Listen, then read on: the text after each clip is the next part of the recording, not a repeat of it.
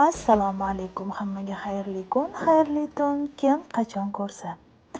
Mana bugungi qizimiz bugungi darsligimizdan olingan videorolikka o'zim chiroyli qilib sizlarga tushuntirib ko'rsatib o'tgim keldi. Mana yuzlarni молочкоda artib oldim. Endi yuz bazalari bilan yuzlarni massaj holatda namligini to'ldirib, to'yintirib, massaj holatda surib chiqyapman. Yuz bazasini shundoq surib qo'ymanglar qizlarjonlar, albatta massaj qilib yuzlarni kletkalarini yumshatib chiqinglar. O'shanda tonalkalaringlar har joylarga yig'ilib, kun davomida meykap oqib ketmaydi. Yuz bazalarini surdim va tonalkalarini surib, nam gubkada yotqizib chiqyapman. Qizlarjonlar, ahamiyatli bo'linglar, shu yotqizayotganda gubkalarni tonalkaga bir martagina, bitta tarafini o'zini bir martagina yurg'izib chiqmaslikni maslahat berardim. Chunki tonalkani bir marta yotqizilgandan keyin to u kletkaga joylashguncha ikkinchi yonini yotqizib, yana qaytib kelishinglarni so'rayman. 2-3 marta yotqizilgan tonalka zo'r joylashib oladi. Tonalkani o'zini shunday yuzga surib yotqizishni ham o'ylamanglar, chunki tonalkani o'zi bazalasiz umuman yaxshi yotmaydi. Bazalarni yaxshi to'g'ri tanlab, to'g'ri makiyaj texnikasini to'g'ri boshlasanglar, makiyajinglar kun davomida chiroyli holatda turadi. Mana konturlarimiz, kontur korreksiyalarini quloqni tepa qismidan ko'z yarim holatigacha burunga qaratib tortib olib kelamiz va quloqni teg holatidan dahan qismigacha va labni ikki chet tepa past holati va burunning ikki chet holati va peshona qismiga kontur berib chiqamiz. Men oldinlari suriladigan, lekin qotadigan pomadadan foydalanardim. Hozir qizlar u pomadani topisholmayapti, chunki unaqa pomadalar chiqmayapti. Oldin chiqardi unaqa pomadalarning originallari, hozir yo'q. Shuning uchun men boshqacha pomadada ham konturga urg'u bergan holatda persikovый rangdan, persikovый pomadadan foydalangan holatda rastushevka ko'rsatib berdim. Qizlar, sizlarga qanaqadir pomada yoqsa, uni konturga aralashtirib rastushevka qilinglar, juda ham chiroyli chiqadi. Faqat yuzi rangiga qarab va yuzi toniga mos holatda ishlasanglar, u albatta sizlarga yoqadi. Misol uchun qora rangli ayollarga hech qachon rozoviy ishlatmasliklarini maslahat bergan bo'lardim. Juda ham tirjayib qoladi, yarashmaydi. Rozoviy oppoqdan kelgan ayollarga, qizlarga ishlatinglar. Persikoviylarni, korичневый tondagi rozоватый оттенкlarni средний tonlarga yoki темныйroq tonlarga ishlatsanglar ham yuzi chiroyli, skulalarni chiroyli shakllantirib beradi. Va svetli konsilerimizni nosogubka taraflar bilan dahan qismiga, ko'zi ustki qismiga va ko'zi teg holatiga, burunning ustki qismiga surib chiqdim. Va gubkamizda yaxshilab yotqizib aylantirib chiqamiz. Ehtiyot bo'linglar, yotqizayotganingizda krasniy zonalarga o'tib ketmasin.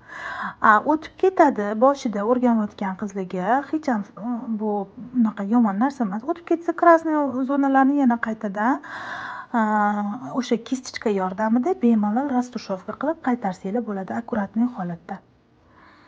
Mana ko'zi teg holatini обязательно ko'ringlar, ko'zi tegini yaxshilab rastushevka qilinglar, chunki ko'zi tagida u yosh ayol, yosh qiz bo'lgan taqdirda ham e'tibor bersanglar, ko'zi tagidagi mayda skladkalar ajin berib qolishi mumkin. O'shaning uchun 2-3 marta aylantirib yurg'izib chiqinglar. O'shanda ko'zinglarning tagi tekis holatda chiroyli yotadi. Mana krasniy zonaga agar o'tib ketsa, ya'ni mana shu kontur rastushevka qilgan joylarimizga o'tib ketayotgan bo'lsa, yana kistichkada qaytarib, o'zining holatida, o'zining formasi, korreksiyasini to'g'rilab qo'ygan holatda qilib olsanglar, yana bemalol bo'ladi. Bir ikkita kadrlar uzilib olinmay qolibdi. Shunga o'zim sizlarga og'zaki yaxshilab tushuntirib beraveraman. Ko'zimizga oldingi kadrlarda ham qo'yilgan, ko'zimizga surib oladigan svetli tenlarimizni surib oldik va qalamni oldi qismi bilan oxirgi qismiga chizib olganman.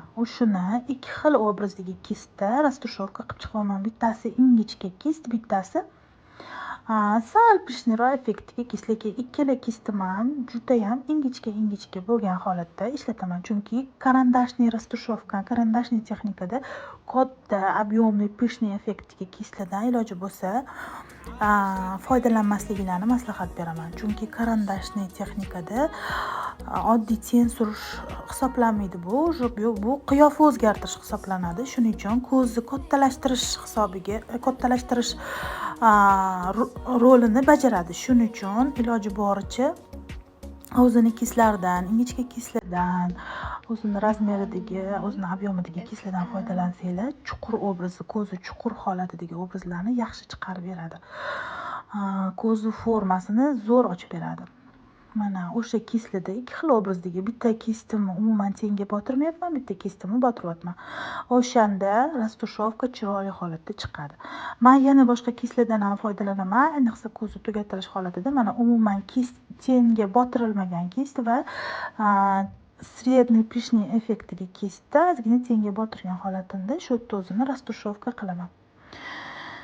Mana rastushovka qilganimdan keyin ikkinchi ko'z bilan ham ishlab, ikkalovini bir xil holatda qilganimdan keyin qizlar ozgina kadrlarim uzilib qolibdi, chunki formatimda juda ham ko'p narsa, uni tozalashga ulgurmayapman, vaqt bo'lmayapti. Shuning uchun bir ikkita kadrlarni o'tkazib yuboribman. Mana sizlarga podvodka surganimni ham ko'rsatib bergim keluvdi. Men ovatda deb o'ylasam, telefonim o'chib qolgan ekan, chunki formatim to'lib qolibdi. Katta объем bo'lsa ham uni ham to'ldirishga ulguribmiz. Mayli, shunisiga ham shukur. Mana kipriklarni qo'yib chiqyapman. Bitta bu yoqqa, bitta bu yoqqa, bitta bu yoqqa, bitta bu yoqqa qilib qo'ysak, kipriklar 3D holatda, chiroyli holatda qo'yiladi. Ko'zni oldi holatiga kaltarog'ini qo'ydik va endi kiprik qotguncha qoshlarini tendan, pudradan qolgan changlardan tozalab olamiz. Обязательно qizlarjonlar e'tibor beringlar, qoshni shundoq bo'yab ketmanglar. Shu texnika bilan ishlayotgan bo'lsanglar, qoshni pudradan, tonalkadan, bazalardan qolgan changlardan, kremlardan tozalab olinglar. Kistichka yordamida. Undan keyin qoshni o'zini rangida, o'zini nomeri bilan bo'yashinglarni maslahat berardim. Iloji boricha qoshni rusiy bo'lsa, rusiy rangda, temniroq bo'lsa, iloji bo'lsa korичневыйroq rangda bo'yasanglar yoshroq ko'rinadi. Qora bo'lsa, qorada bo'yab qo'ymasliklarini maslahat berardim. Qoralarni ham konsilerlar bor, fiksatorlar bor, именно mana shu qosh fiksatorlari, ular bilan rangini, qorani, qora holatini sal o'ldirib olishi iloji boricha временный surib qo'ysanglar, qora holatidan o'tadi и коричневый obrazda yoshroq ko'rinadi. Sal темный коричневый, средний, светлый. O'zingizlarga qaranglar, klientinglarga qaysi удобный, qaysi yoqayotgan bo'lsa, shunaqa qilib berishinglar mumkin. Mana formalarni oldik. Xohlasanglar tenoviy qilinglar qoshlarni, xohlasanglar tolali qilinglar. Biz tenoviy ham, tolali ham qilgimiz keldi, chunki bemalol joy bor, ko'zlarini qoshlari bilan masofasi uzoq va tolalari unaqacha ko'p emas. Bemalol orasiga tola qilsak, yana ham chiroyli chiqadi. Kistinglarni tanlashda ahamiyatli bo'linglar. Qosh tola chizayotganda kistinglar xuddi lezvani ingichkasidek bo'lsa, o'shanda juda chiroyli tolalar chiqadi. Lezvadan sal bo'ladi-yu, qalinroq holat, ana o'shanaqa bo'lishi kerak-da. O'shanda tolalar xuddi tabiiy holatda chiqadi. Lezvadagini topolmasanglar kerak-ku, shunga aytyapman. Keyin qosh gelidan foydalanayotganda yana bitta maslahatim, iloji boricha 002 dan ranglar, 002 rangli gellarni olmasliklarini. Ular qoraga yuradi. Qoshi qora bo'lib ketishi mumkin. Tolalar qanchalik temniy bo'lsa, shunchalik notabiiy chiqadi. Juda ham svetli ham bo'lishi kerak emas. Lavlariga ikki xil qalamdan foydalandim. Qalamimni, temniyroq qalamimni rastushovkasi uchun svetliroq qalamim bilan rastushovka qilib chiqib, ikki xil pomada bilan chiroyli holatda formasi bo'ylab bo'yab chiqdim. Mana asallarim, dunyoning eng latofatli, eng chiroyli, eng go'zal ayollari. Bugungi darsim sizlar uchun qanchadir foydasi tekkan bo'lsa, qanchadir nimanidir o'rgata olgan bo'lsam, bundan juda ham xursandman. O'rgatganlarim sizlarga har doim xayrlikka, yaxshilikka xizmat qilsin, ilohim.